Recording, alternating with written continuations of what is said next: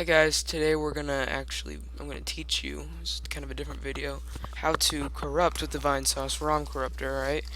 Uh, First thing, to set up, you're gonna need to download the games you want to corrupt. Now, not every single game works, like Wipeout didn't work, Wheel of Fortune didn't work, um, Tony Hawk's Pro Skater did not work. This kind of works, so some of them you'll see kind of work and some of them don't. This one did work. So we're going to be experimenting with this one.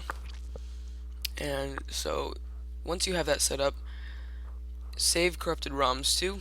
You're going to just go ahead and browse for a folder. You're going to have to change the ending to Z64 like that. But first what you need to do is create a new folder in your C drive or your main drive, whatever has the majority of your folders, or just in any other drive. Corrupted ROMs, or you can just save this on your desktop or somewhere, wherever.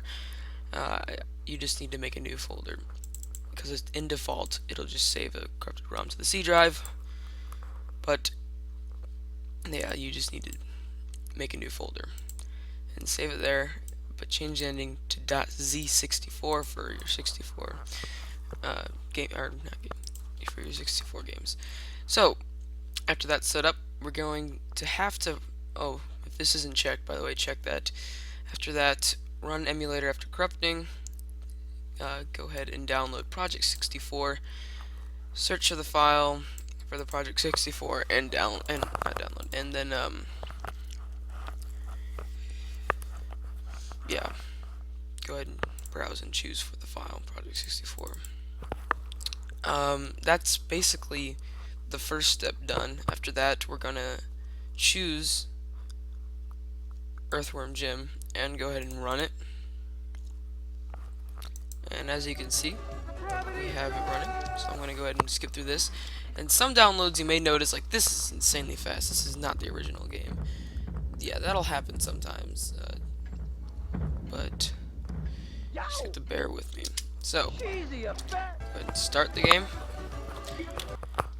And we're going to go ahead and start off by getting a save state. So you just saw it pause for a second there, because what I did is I pressed F5 where I saved. Alright? And this is weird. This also happened. He's supposed to talk to you and how to play the game and stuff, and he didn't for some reason. But yeah, so we have a save state now, so we can go ahead and start the corruptions. We can exit out and go ahead and choose an enable byte corruption. You click on auto end. I usually start my bytes at around 190,000. Increments at usually 31. Keep it like small.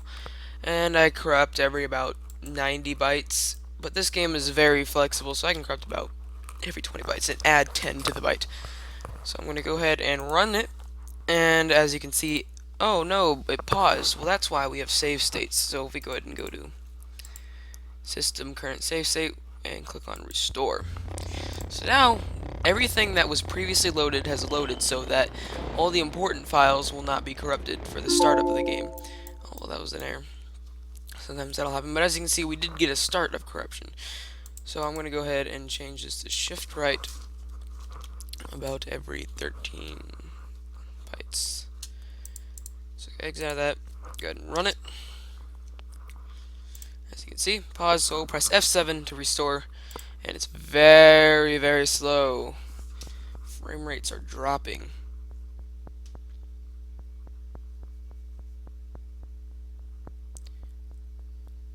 And as the door opens up, we have a very corrupted Earthworm Jim. As you can see, his eyes are kind of just falling apart. His appendages are just completely being stretched. And again, the glitch. So we'll go ahead and press X and talk to him. And sometimes, as you can see, the text will be a little bit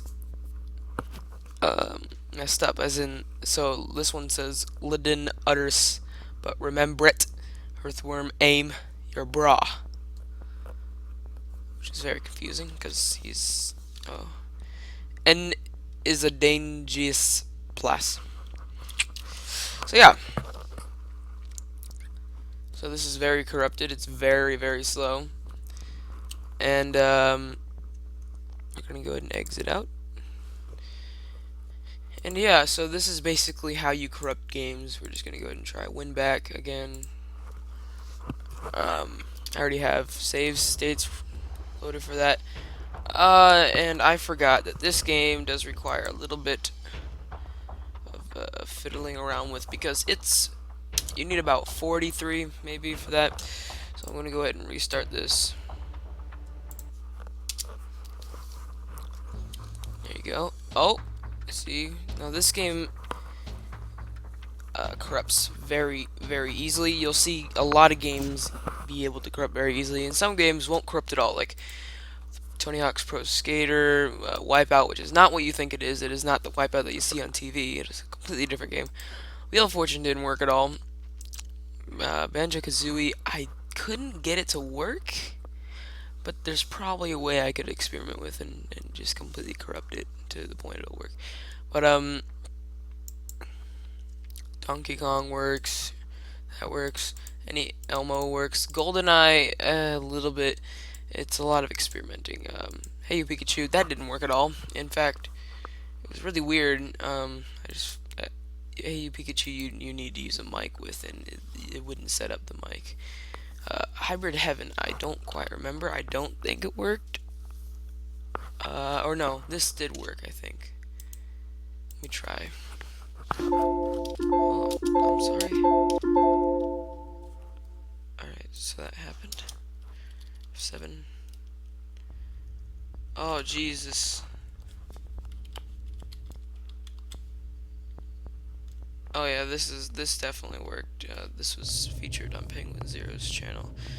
As you can see, he's kind of just sitting there, looking to his left. I don't know what he's doing. And I tried skipping this cutscene,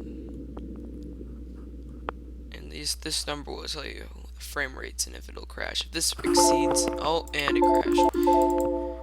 If this exceeds like over 10,000, then it crashed. But yeah, so this is how you corrupt Nintendo 64 games.